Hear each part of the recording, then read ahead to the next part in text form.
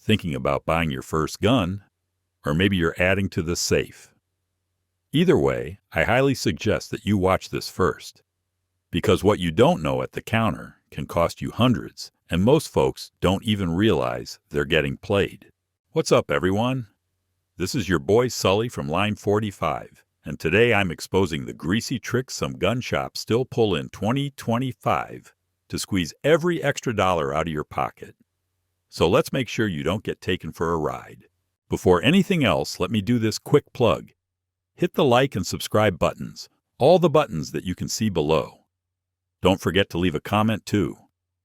I know it feels like a hassle, but those things help my channel a lot. Now let's get back to the good stuff. Scam Farborough 1. It's the last one on the stock. I was standing in a local shop once checking out a CZ I'd been eyeballing for weeks, and just as I eased it back into the glass case, the guy behind the counter hit me with a look and said, "That's the last one we got. Might be months before we see another." Sounded serious until I spotted 3 more of the exact same model in the back when they opened the safe for someone else. That's the kind of move you learn to expect after walking through enough shops. It's subtle, but the pressure's there. The suggestion is, buy it now or you'll miss out. It doesn't matter if it's a Glock 19, a Mossberg 500, or a polymer striker fire from some hot new brand. They frame it like you're about to lose your shot at owning it. Now, in fairness, sometimes supply really is tight. I remember the panic buying waves where even high points vanished. But more often than not, there's more in the back, or more coming in next week. Shops use this tactic to keep you from price checking online, or thinking too hard about whether this is the right gun for you. I've learned not to rush when it comes to firearms. Ask questions, call another shop, or just wait 48 hours. If it's still sitting in your head and still available, then maybe it's worth the swipe. But don't get suckered into thinking every piece on the wall is the last one in the state. Half the time they're counting on that panic to close the deal. Now let's talk about another move that sounds good at first when the clerk tells you that this gun is what all the elite guys wield. Scam number 2. This is what the SEALs use. I've had it happen more than once. You're holding a mid-tier AR or a $900 pistol, and before you can even ask a question, the guy behind the counter drops the line. This is what the pros carry. He'll toss out names, special forces, federal agencies, maybe even a SWAT unit in some town you've never heard of, as if that endorsement seals the deal. Now don't get me wrong, some guns really do have contracts with law enforcement or military units. The Glock 17 and the Beretta M9 earned those spots for a reason. But most of the time it's just sales talk. There's a huge gap between what gets issued to a unit and what works best for your needs. The real punch in the gut is that they rarely tell you what the pros are actually required to carry. A lot of departments and agencies issue gear based on budgets, logistics, or lowest bid contracts, and not performance. I've worked with guys who carried sidearms they couldn't stand, because that's what came in the armory box. That's not a recommendation, that's just reality. I've also been handed guns where the shop said, "Operators love this one," only to realize it was all marketing fluff and the firearm hadn't seen a single deployment outside a product catalog. You've got to cut through the hype. Don't let buzzwords sell you something that doesn't fit your hand, your purpose, or your budget. Always ask, what makes this gun right for me? Not what some mysterious they carry overseas. Because when the lights are out at 2 a.m. and something goes bump in your house, it's your hands running that trigger and not theirs. And speaking of overhyped tags, allow me to expose how some shops twist the numbers with so-called discounts that really aren't. SCAM number 3, fake MSRP slashes.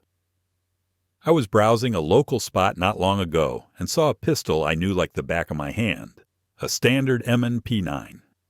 Nothing fancy, nothing limited. The tag read something wild, like was $714. Now only $614. I pulled out my phone, checked 3 online retailers, and saw the real MSRP was around $569.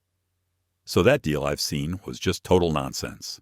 This is a classic trick: inflate the original price, then slap a flashy quote-unquote markdown on it to make you think you're saving big. It's the same gun and the same stock-keeping unit, but they're selling you the illusion of a sale. Most manufacturers post their official MSRP right on their websites, and 90% of the time you'll find that the original in-store price is way above what the gun ever actually sold for. Some shops even create fake bundles-free accessories that are either knockoffs or already baked into the price. That $80 value red dot could be more like a $30 Amazon special, or a case and cleaning kit that came from the clearance bin in the back. I've made it a habit now. Whenever I see a tag with a big slash through it, I pull out my phone and check the real numbers. If the shop gets annoyed or tries to rush me, that's my red flag. Any place that discourages research isn't trying to earn your business. They're trying to manipulate it. Gun shops can absolutely offer legit deals, from clearance models and floor demos to overstocked calibers. But a deal isn't a deal if it starts from a fake number.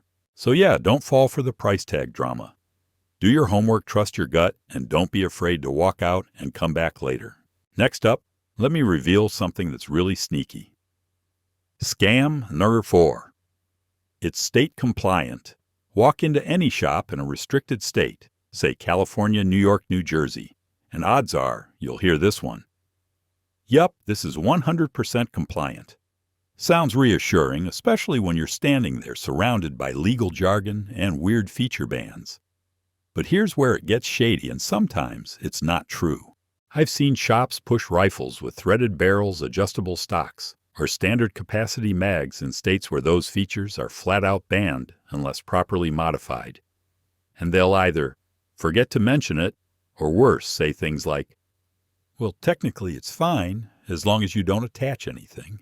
That kind of advice gets people flagged, fined, or worse. And once the paperwork is done and your name on it, you're the one responsible, not the guy behind the counter. In some cases, they'll sell a compliant AR with a fixed magazine setup, only for the mag release to be easily converted back to free state status. Sounds cool until your state's DOJ calls that a violation. It's not about intent, it's about configuration.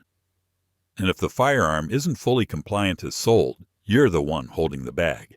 I've also seen imported pistols marked quote-unquote California legal but missing key roster features, like a loaded chamber indicator or magazine disconnect safety. These are tiny technicalities, but they're the kind that can get your purchase rejected during the dealer record of sale or flagged later. Here's what I do now. If I'm in a restrictive state, I bring up the law myself and ask the shop to walk me through how the gun meets every point. If they get cagey, vague, or dismissive, I'm out. Good shops will know the law inside and out. The shady ones just want the sale. So yeah, just because a shop says it's compliant doesn't mean it is. And up next, we're talking about another add-on. They love to sneak in overpriced ammo bundles that you never asked for. SCAMS at R5. Ammo bundling. You pick out your gun, you're filling out paperwork, and everything's going smooth. Then the clerk casually drops, "Oh, by the way, you'll need to buy ammo with that today." Sounds official, right? Like it's part of the purchase. But here's the truth. There's no law that says you're required to buy ammo when you buy a gun.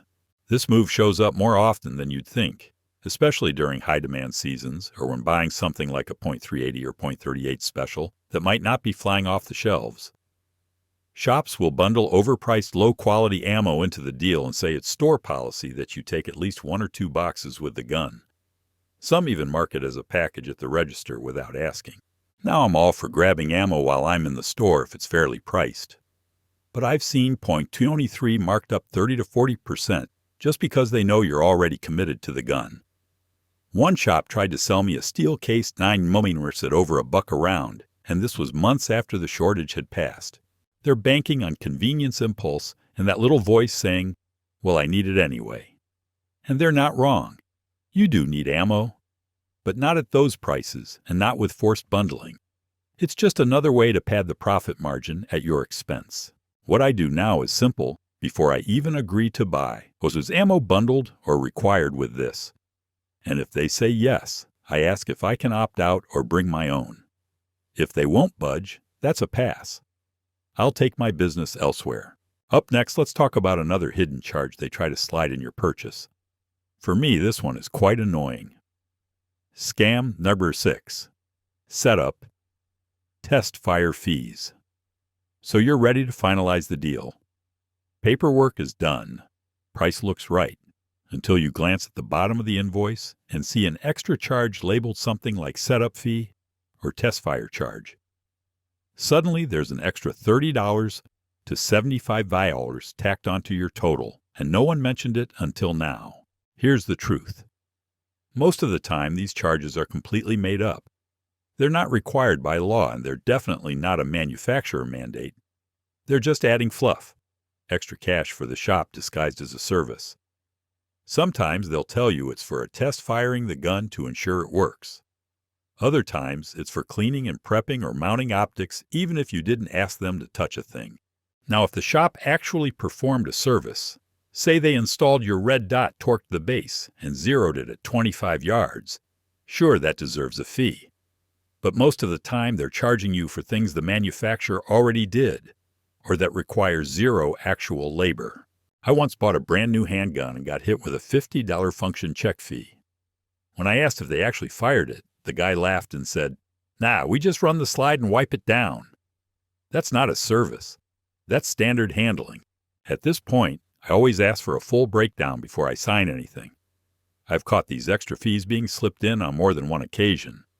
And when I call it out, they usually backtrack and remove it because they know it won't hold up if you press them. It's your money, your gun, and your right to know exactly what you're paying for. Next, let's get into one of the biggest profit plays of all. Scam number 7. You need this warranty. Right after the sale is done, or sometimes right before, they hit you with the, "You really should get the extended warranty" line. It's pitched like insurance. This covers you for anything that goes wrong. Parts labor defects, totally worth it. But here's the part they leave out. Your firearm already comes with a factory warranty, and in most cases it's better than whatever third-party plan they're selling. I've been offered warranty plans for striker-fired pistols that already had a lifetime warranty from the manufacturer. Glock, Smith & Wesson, Ruger, they all stand behind their guns. If something actually fails due to a defect, they'll take care of it. No extra payment needed. That $60 to $150 protection plan they're pushing is nothing but just markup. Even worse, some of these extended warranties are run through third-party providers with fine print that basically voids coverage for anything that's not factory stock. You add a new trigger, cut your own stippling, or even just shoot a few hundred rounds of steel case ammo, and suddenly you've voided the whole thing. They'll take your money, but good luck filing a claim. The truth is that most modern firearms don't just fall apart. If something's going to fail, it usually does in the first couple hundred rounds. And that's still within the manufacturer's coverage. Paying extra for something that overlaps or excludes real use isn't just unnecessary. It's a waste of your cash. Now, if you're buying a used gun, sure, ask if there's any coverage or what the shop offers if something goes wrong. But don't get hustled into a junk warranty that covers nothing and costs more than a good range session. Speaking of extra costs, let's talk about one that hits online buyers hard: transfer fees that are jacked up just to punish you for not buying in-store. SCAM number 8. Transfer fee gouging. So you find a great deal online, maybe a couple $100 cheaper than what your local shop is charging. You decide to order it and have it shipped to a nearby FFL. Easy, right? That's when the shop hits you with it. "Yeah, we'll do the transfer for $100. Let me be clear, FFL transfer fees are supposed to be a simple service charge, usually anywhere from $20 to $50, depending on the state and how busy the shop is. But some stores crank that number way up to $75, $100, even $150, not because of actual overhead, but because you didn't buy from them. It's a penalty fee, plain and simple. This is how they try to discourage online sales while still getting a piece of the action. It's like saying, "Sure, we'll take your business, but we're going to tax you for not shopping here. That's not service. That's resentment. I've run into this plenty of times. Some shops are upfront about it. They'll post their FFL fee clearly. No problem there. But others keep it quiet until the gun shows up, then surprise you with a triple-digit charge at pickup. And at that point, you're stuck. They've got your firearm, and unless you want to retransfer it elsewhere and pay another fee, you've got no choice but to pay up. The way around this is to call ahead before placing your order. Ask about the transfer fee up front. If it sounds ridiculous, move on. There are plenty of shops that handle transfers fairly, and they'll earn your future business just by not being shady. Next, let's talk about a tactic that's been used forever, stoking fear with the old "this gun's about to be banned" speech. Don't fall for it. Scam number 9. This will be banned tomorrow.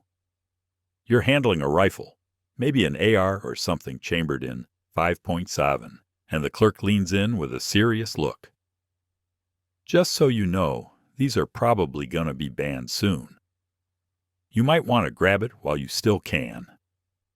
Classic move. Now don't get me wrong, laws and regulations around firearms change. And in some states they change fast. But using that fear to rush you into a sale is one of the oldest pressure tactics in the playbook. It's vague, it's dramatic, and it rarely comes with any real facts to back it up. I've had guys mention pending bans that didn't even exist in the proposed legislation. Others will twist headlines. Maybe a bill gets introduced in Congress or a state assembly, and suddenly they're acting like it's already law. No vote, no movement, just pure speculation. But if you don't know better, it sounds urgent, even a little scary. What ends up happening is people overpay, buy something they didn't plan for, or settle for a gun that wasn't their first choice. All because they were led to believe it was now or never. My rule: if someone says something's about to be banned, I check the actual legislation. Is there a bill? Has it passed a chamber? Is it even up for a vote? 9 times out of 10, it's just smoke. Also, if it really was that close to being banned, you'd see it flying off the shelves, not quietly waiting in the display case with a sales pitch attached. So don't let fear dictate your purchase. Buy what makes sense for you, not what some guy behind the counter says is about to disappear, is about to disappear, is about to disappear.